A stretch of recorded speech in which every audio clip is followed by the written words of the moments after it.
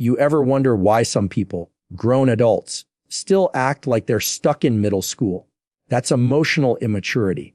And if you don't recognize it, you'll keep giving them excuses instead of setting boundaries. A mature person respects your boundary. An immature one throws a fit, gets passive-aggressive, or tries to guilt trip you. That's not love, that's control. Immature people avoid responsibility and blame others. This behavior shows up in the smallest interactions and in the biggest conflicts, and it creates an endless cycle of frustration for the people around them. When someone is emotionally immature, they find ways to shift the focus off themselves whenever accountability is required. If they miss a deadline at work, they'll point to the lack of resources or complain about the manager's unrealistic expectations rather than owning that they didn't plan their time properly. If they forget to return a call, they'll say the other person should have reminded them. The common thread is always the same: responsibility lands everywhere except on their own shoulders. This pattern keeps them stuck because growth requires honest reflection, and honest reflection requires admitting when you've fallen short. But an emotionally immature person feels threatened by that admission. To them, responsibility feels like exposure, and exposure feels like weakness. So they dodge it, redirect it, and bury it under excuses. You'll notice how their language reflects this mindset. They rely on phrases like, "It's not my fault," "You made me do it," or "That's just the way things are." Each phrase is a shield, and each shield is designed to protect a fragile ego from the discomfort of accountability. Rather than using a mistake as an opportunity to learn, they treat it as a verdict on their worth. In their world, blame is a defense mechanism. They believe that if they admit fault, they lose value, so they push that weight onto someone else. Over time, this creates strained relationships because the people closest to them start to feel like they're carrying double the burden. They deal not only with their own responsibilities, but also with the emotional fallout of someone else's refusal to step up. Think about how this plays out in a partnership.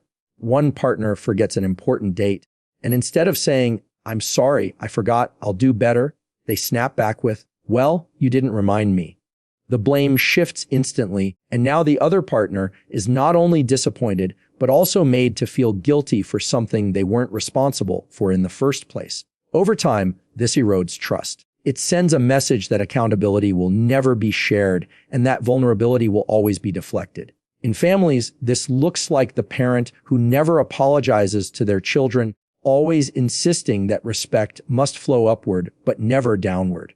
At work, it's the colleague who's quick to take credit when things go well, but just as quick to disappear when mistakes happen. Everywhere you see this pattern, the outcome is the same: resentment builds because responsibility is avoided. Emotional immaturity fuels this avoidance in another way too, through denial. Instead of acknowledging their role in a conflict, an immature person may deny that the problem even exists.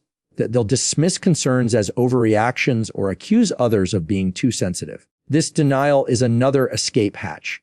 If they pretend the issue isn't real, they don't have to face the discomfort of accountability. But denial doesn't erase the reality of what happened. It only delays the moment of truth and deepens the damage when it finally comes to light.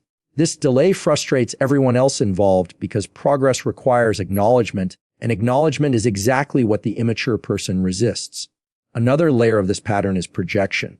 Immature people often project their flaws onto others as a way of shielding themselves. If they are disorganized, they'll call others lazy.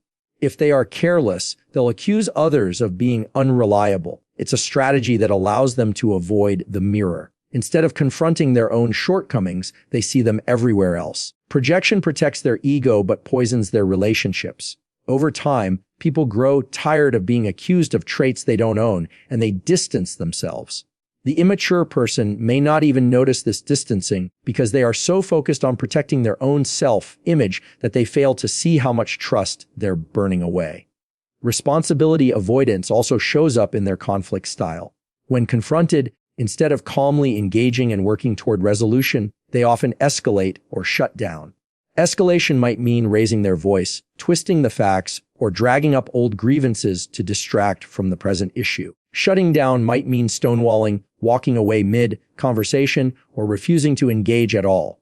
Both tactics serve the same purpose: keeping responsibility at arm's length. If they can escalate enough to overwhelm you, or shut down enough to silence you, then they never have to face their role in the problem. This creates a toxic cycle where conversations end without resolution, and the same conflicts resurface again and again because the root issue was never addressed. The cost of this avoidance is heavy. It leaves them stuck in the same mistakes because they never stop to examine what they could do differently. Growth requires the courage to look inward, to say, I messed up and I can do better. Without that, life becomes a loop of repeated errors, repeated conflicts, and repeated disappointments.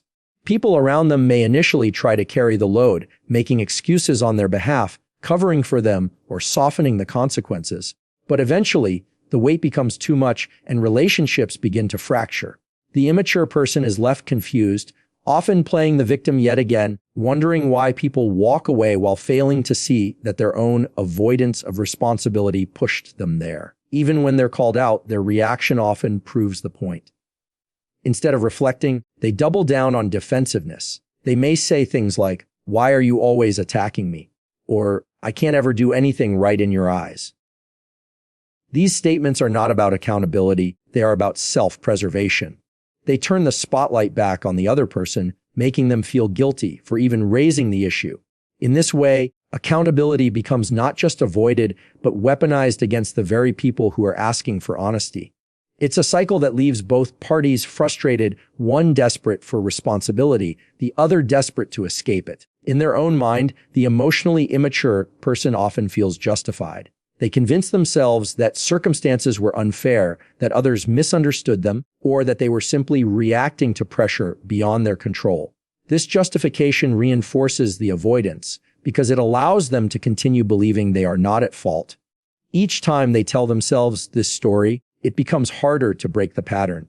And the longer the pattern persists, the more deeply it shapes their identity. They become the person who always has an excuse, always has a scapegoat, and never has the self-awareness to pause and ask, what part of this is mine to own? This refusal to take responsibility isn't always loud or dramatic. Sometimes it's subtle. It can be found in the small hesitations before an apology, in the half-hearted, "I'm sorry you feel that way," instead of a genuine acknowledgement. It can be found in the way they change the subject when conversations get uncomfortable, or how they quickly redirect attention to someone else's flaws. These small behaviors accumulate into a pattern that communicates one thing clearly: I won't own my mistakes. And people around them eventually stop expecting that they ever will. Immature people can't regulate emotions and overreact. This pattern becomes visible in almost every area of their life, and the ripple effect is wide. Emotional regulation is the ability to feel something, pause, process, and respond in a way that matches the situation.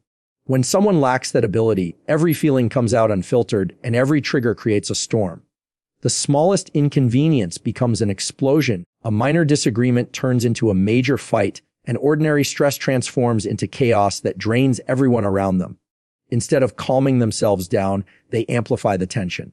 Instead of taking a moment to reflect, they react impulsively. Emotional immaturity makes them slaves to their feelings, and because their reactions are so intense, they end up damaging relationships, opportunities, and even their own peace of mind. Overreaction often looks like anger, but it doesn't stop there. It can be jealousy, silent treatment, dramatic withdrawal, or exaggerated displays of sadness. The reaction is usually bigger than the situation warrants, and the reason is that they haven't built the tools to regulate what they feel. For example, if a coworker gives them constructive criticism, instead of saying, "Thanks, I'll work on it," they lash out defensively or gossip to others about being attacked. If a friend cancels plans, instead of understanding that life happens, they accuse that friend of abandonment or betrayal. Their inner world feels unstable, so they interpret small events as massive threats. This instability makes them hard to predict, and unpredictability makes relationships exhausting. The inability to regulate emotions also shows up in their communication. Mature communication is about timing, tone, and choice of words. An emotionally immature person often fails in all three areas. They might speak at the height of anger, throwing out words they can't take back. They might use sarcasm or insults as a shield for their own hurt. They might cry or shut down in moments that require dialogue and problem solving. None of these responses are about connection or resolution. They are about immediate relief of overwhelming feelings. It's not about what builds the relationship, but what vents their pressure in that exact moment. The cost is that the other person often feels dismissed, attacked, or manipulated. When emotions control behavior, small frustrations snowball quickly. Something as simple as a delay in traffic can lead to yelling at other drivers, slamming the steering wheel, or snapping at passengers who had nothing to do with it. A child spilling a drink can trigger shouting far beyond what the situation deserves. Emotional immaturity magnifies small inconveniences into perceived injustices. The person feels powerless to their reaction, and everyone around them feels the weight of an exaggerated response. The problem is not the traffic or the spilled drink, it's the absence of self-regulation. Without that skill, life feels like a series of constant emergencies, even when nothing is truly urgent. This inability also affects trust. People who cannot regulate emotions often leave others feeling unsafe. You never know when they'll blow up, shut down, or twist a conversation into something bigger than it is. Friends and family learn to walk on eggshells, carefully choosing words to avoid triggering an outburst. Over time, this creates distance because people naturally pull back from unpredictability. Even if the immature person doesn't mean to hurt others, their uncontrolled reactions still leave scars. Trust is not built on how someone feels, but on how they handle their feelings. And if handling is absent, so is security. At work, the consequences are just as damaging. Imagine a leader who can't regulate emotions. If the team misses a target, instead of analyzing the reasons and adjusting strategy, they lash out at employees, blame them, or sulk in silence. Instead of inspiring accountability, they inspire fear. Team members become hesitant to bring up problems because they expect volatility instead of solutions. Over time, productivity drops, morale collapses, and the immature leader remains blind to their role in the decline. Emotional regulation is not just a personal skill, it is a professional necessity. Without it, leadership turns into intimidation rather than guidance. Another aspect of this immaturity is the inability to sit with discomfort. Mature people understand that emotions come and go, that not every impulse needs a reaction, and that sometimes patience is the best response. Immature people, however, feel the urge to discharge discomfort immediately. If they're angry, they yell. If they're hurt, they shut down. If they're jealous, they accuse. This need for instant relief prevents them from developing tolerance for emotional pain, and tolerance is essential for growth. By avoiding the discomfort of sitting with feelings, they never learn how to master those feelings. Instead, they remain ruled by them, repeating the same outbursts over and over. In relationships, this pattern creates constant turbulence. Imagine trying to solve a small misunderstanding, but every time you approach it, the other person erupts or collapses. The issue never gets resolved because the emotional intensity hijacks the conversation. Arguments spiral, not because the problem is big, but because the reaction is big. Over time, both partners lose sight of what they were even fighting about. The relationship becomes defined not by connection, but by recovery from one outburst to the next. Emotional immaturity drains the joy out of relationships because stability is replaced by volatility. What makes this even harder is that immature people often feel justified in their reactions. They will say, "I just can't help how I feel," or "that's just how I am." They confuse the authenticity of their emotions with the acceptability of their expression. Feeling angry is human, but screaming at someone is not inevitable. Feeling jealous is natural, but accusing someone without reason is destructive. The gap between feeling and response is where maturity lies. Without recognizing that gap, the immature person assumes that reacting impulsively is a sign of honesty, when in reality it is a sign of lack of control. Overreaction also tends to overshadow their positive qualities. Someone might be kind, funny, or talented, but if every interaction carries the risk of disproportionate emotional fallout, those qualities fade into the background. People stop seeing the humor or talent and start bracing for the next storm. Relationships that could have thrived under steadiness collapse under volatility. The immature person might even see themselves as misunderstood, not realizing that it is not their feelings but their lack of regulation that drives people away. Sometimes this overreaction appears in quieter forms. Not all emotional immaturity is loud. Some people withdraw completely when upset, refusing to talk or shutting others out for days. This silent treatment is another form of overreaction because the response is still out of proportion to the event. Instead of expressing themselves directly, they punish through distance. The result is the same unresolved issues, heightened tension, and emotional exhaustion for everyone involved. Silence may seem less harmful than shouting, but it still communicates instability because it leaves others unsure of when or how the person will re-engage. In many cases, the root of emotional overreaction lies in undeveloped coping mechanisms. Instead of learning how to breathe through stress, journal thoughts, or talk calmly, the immature person defaults to fight or flight responses.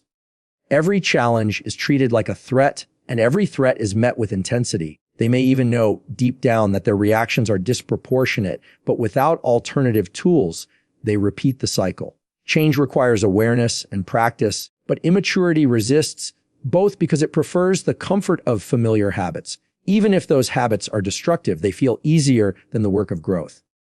What do you think about this video? Tell me in the comments.